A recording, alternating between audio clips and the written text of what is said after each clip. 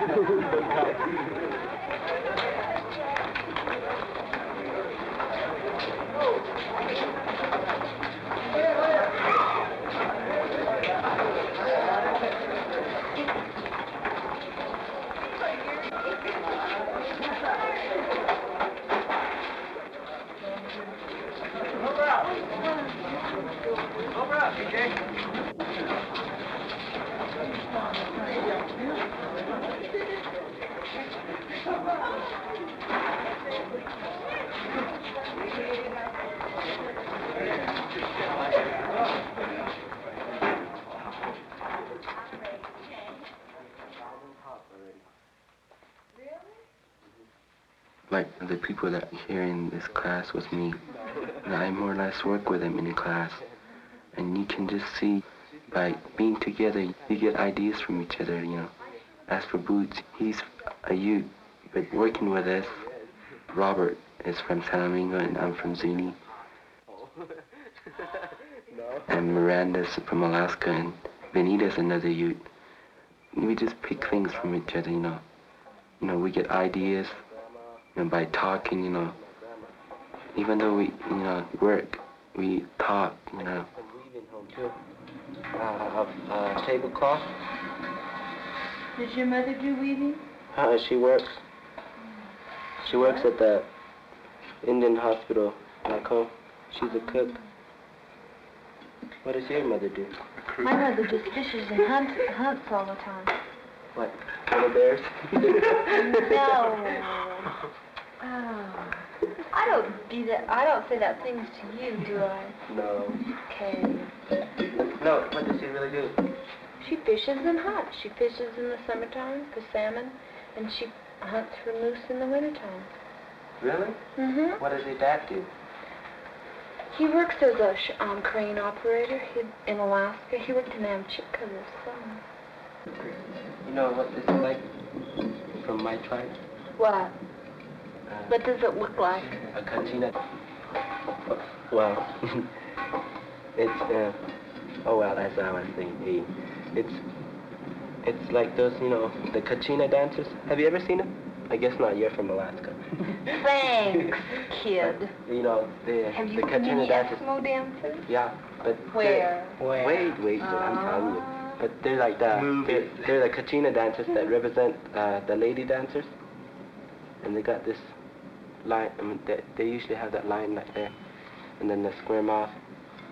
They do they put it on the... In throwing these pots, I think of these kachinas, which more or less represent gods. And it all comes from earth. So you paint things which are gods right there on earth. You paint things which you think of. And I think this is the way, how come I usually like to use my old designs on this clay work that I do. Because it's the right thing to put on there. Because clay came from earth too.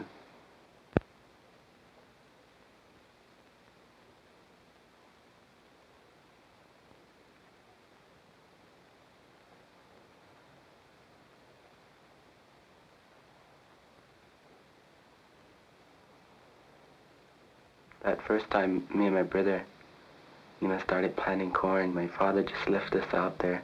He said, one of you drive the tractor and one of you go behind. So he just left us there because he had to go to work in the morning. And my brother, he was younger than I am. He wanted to do more stuff than I did. So I let him drive the tractor. And, the way he drove it was, he went out of line. So I just went along with his line, panning the corn. And when the time came that they came out, my dad really laughed at us because our lines of corn were just like he was driving while he was drunk, It was just all swaggering and everything. And he said, well, that's pretty good for the first time. At least they came out, and now we can pick them. I feel so good to go home to see my little sisters. That's one thing that makes you feel good to go home. And as for the village, I feel that it's really progressed within the modern ways. We got gas, phone, electricity, piping for watering, and inside toilets and everything. So, I don't see as much poverty at our village because it's really growing now. We got an industry that came up and a lot of things planned for our village, which I know of, and I think as well as the other villages doing, they're planning a lot of things for their village too. You missed it. Get? Here. Come on. Get it. Get it. You were too slow. Upright. Upright. Get. Now. Again. Touch it. Touch it. Hit it. Hit it like that, okay? Hit it like that, okay? Ready? Yeah. Don't hit me. Okay.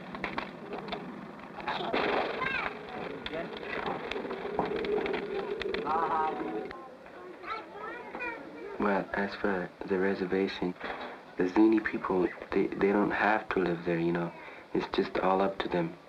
But some of them feel that since that was the land that they lived on since the Spaniards came and everything, they feel that that's home. They can go back to it. Like some of them go out, live into bigger cities and go into better jobs. But every time they come back home. But that's someplace they can call home. Someplace where they grow their corn and where they were born, where they were raised to learn their own traditional ways, their culture. Someplace you can remember where you roamed the hills and where you planted your corn, where you just was with your grandfather or grandmother, your mom and dad. Someplace where you worshipped your own Indian gods.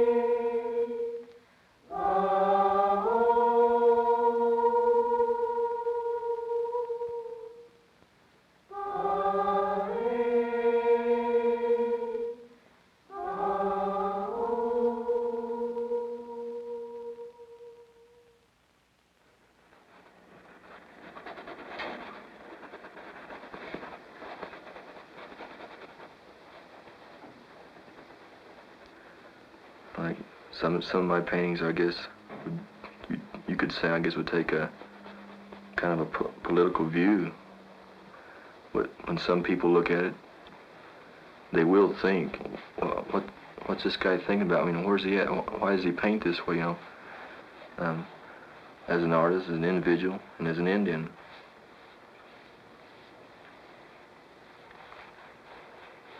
The BIA machine is, to me, is I got inspired by it, just 2 or 3 different ways. Richard, do you have any tape? Yeah, sure. There you go. First thing, like, the BIA machine is like the city in the background and the teepee, kind of a contrast. And it's like got a roll of books in the middle, which is education. And this is supposedly the way out for the Indian through education. When I was in Chicago this summer, I seen it. It was like the relocation program there, which is where they take the Indians off the reservations and bring them to the city. When they do this, I get the feeling that they're trying to get all the Indians off the reservation. And this is the only pieces of land they have left. The Indian is the reservation. The Indian is he has more of a chance on the reservation than he does in the city, I think. But the Indian is he just kind of loses himself in the city. What I seen in Chicago. And he forms his own reservation again right within the city, except it's a ghetto reservation.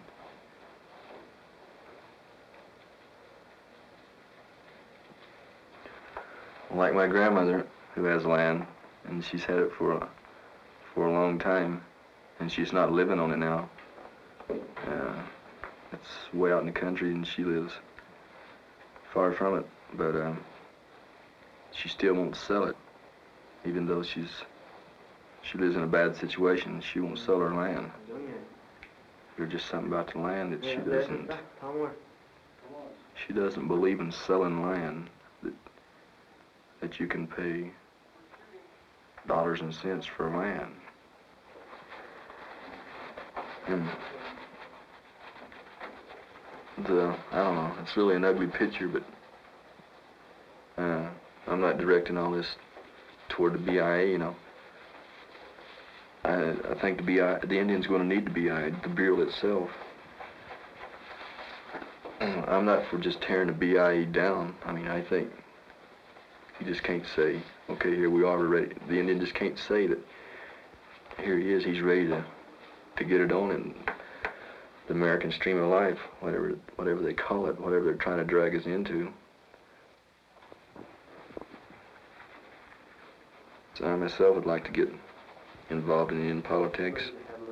I don't know just how, I mean, in what way, but I do know I want to get involved. That's kind of my future plans.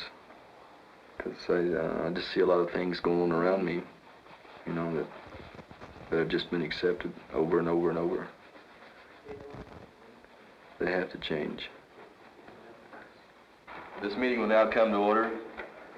This is the first meeting of the new year. Fred Yazzie, give the roll call. Kathleen Shakeup. Here. Linda Cantu. Liz Anderson. Sandy Getting the Indians into the BIA is just like me at the school here. It's an all-Indian school, and I'm president of the student body then. My whole platform, more or less, you could say, I guess, is more student involvement at the school, determining what we want to do. Do we have the minutes from the last meeting? An informal meeting of the Student Senate was called to order by President Richard Whitman on December 17th. The Student Senate discussed a semi-formal dance to be sponsored by the Student Senate. Refreshments were discussed and decided upon, and 4 campus bands were to furnish the music.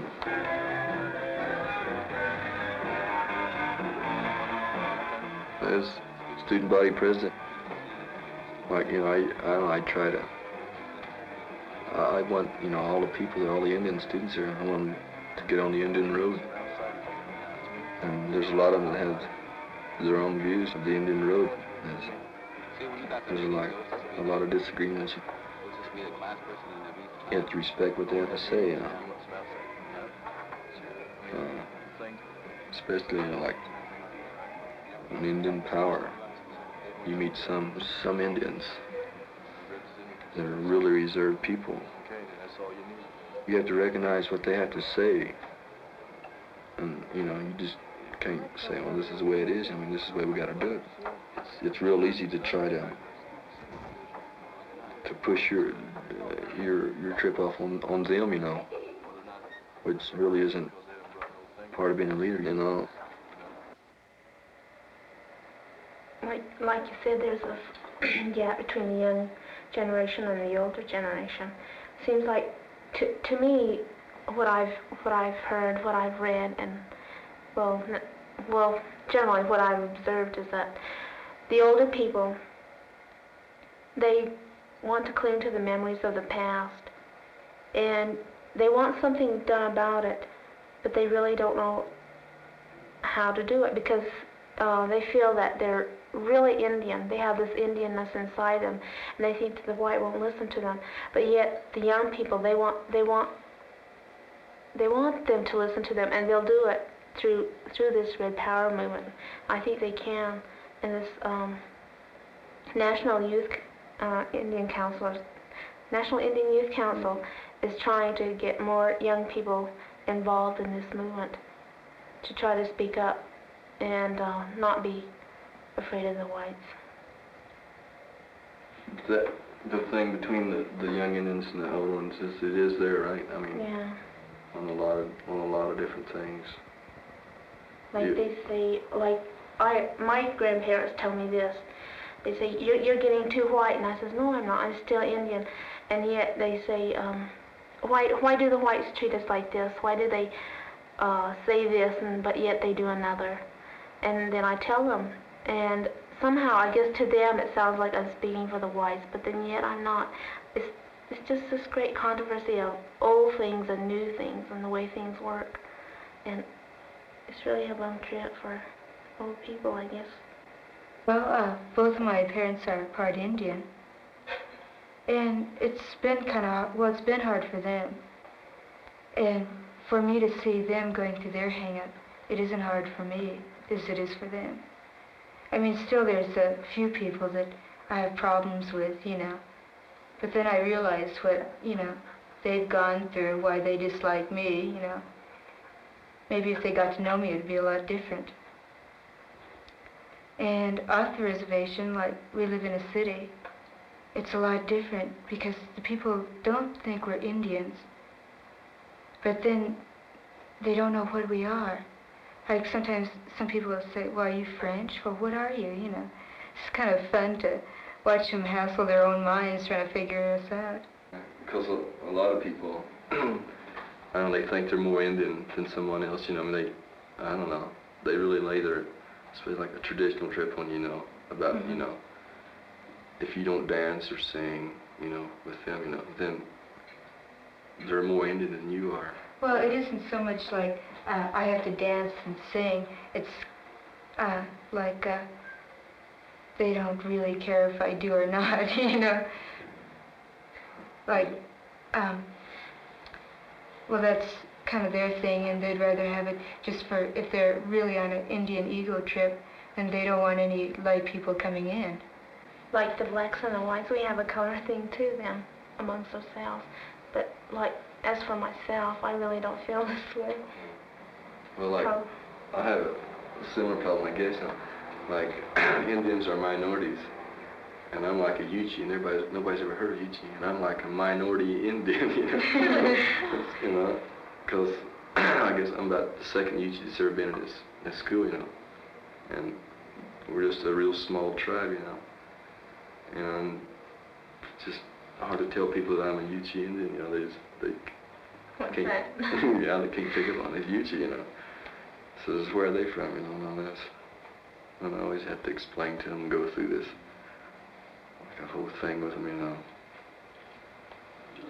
They did a film here, you know, and they had all these Indian guys out there, you know, and there's this big white guy out there showing them how to shoot a bow. Boy, that's it. Like a lot of times in my room, guys in the same dorm, they all come to my room, you know, and just sit around and just kind of just rap about everything. We talk about everything, you know, but then it comes right back down to the Indian problem. And I don't know, it's just maybe a lot of loose talk, but it's good to talk. I get a lot out of it, you know. But I think as far as Indian problem is concerned, a lot of Indians are really realizing, young Indians especially, that if they don't do nothing about this, you know, I mean, get involved some way, that they're just very much part of the Indian problem is, you know, simply by not getting involved, just standing back. And I think all the Indian really wants, and all he's been saying all along, is let me as an Indian decide how much of your culture I want, instead of having it forced on him and just laid upon him. He should, you know, that's I think a whole part of the Indian power too is within that.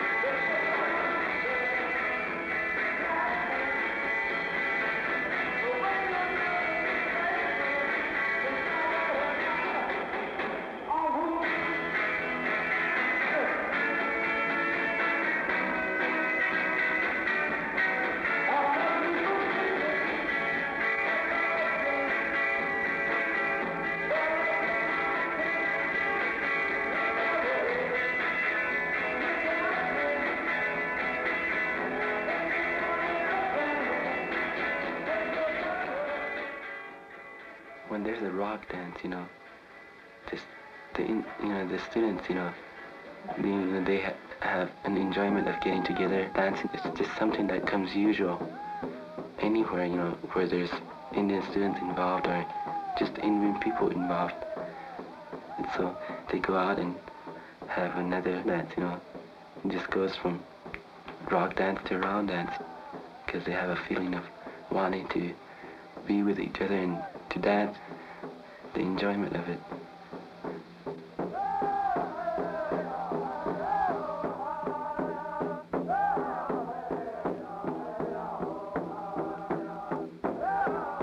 I feel, you know, being an Indian I'm just like any other young person. I happen to be an Indian. I'm proud to be an Indian, but that don't put me above anybody else or below anybody else, I don't think. I'm just trying to make it too. Indianness, to me, is when you just have a feeling inside yourself that you have something to look back to, something that you can feel within inside you, that you know that you're an Indian. I mean, you don't have to have blonde hair to be an Indian. You don't even have to have short hair. You don't have to wear moccasins. You don't have to wear beads. It's just all within you. It's just a feeling that you have that you are an Indian, that you know you are an Indian, and that you're proud to have a real good culture behind you, something to be proud of.